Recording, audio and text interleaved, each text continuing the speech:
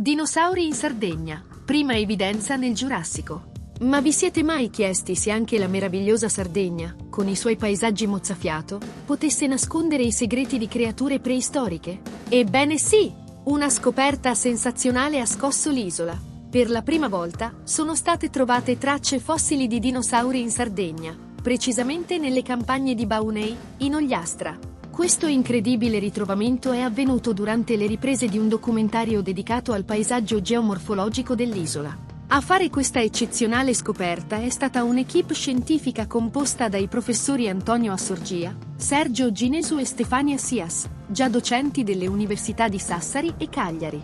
Le impronte, conservate in rocce antichissime risalenti al Giurassico Medio, circa 165 milioni di anni fa, appartengono a un dinosauro teropode. Fino ad oggi, la presenza di questo tipo di dinosauro non era mai stata documentata in Sardegna.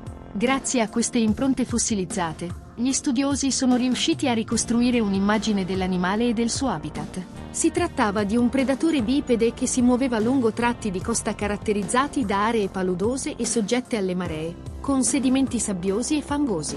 La superficie rocciosa che ha custodito queste preziose testimonianze ha rivelato anche segni della presenza di altre specie coeve. Questa scoperta rappresenta la prima evidenza diretta della presenza di dinosauri nel Mesozoico sardo. I dettagli di questo sensazionale ritrovamento, il tipo di dinosauro identificato e i primi risultati delle analisi saranno presentati al pubblico in due incontri l'11 aprile 2025, uno a Sassari e uno a Baunei, con la partecipazione degli scopritori, del sindaco di Baunei Stefano Monni, del paleontologo dell'Università di Sassari Marco Zedda e del produttore dei documentari Francesco Ginesu.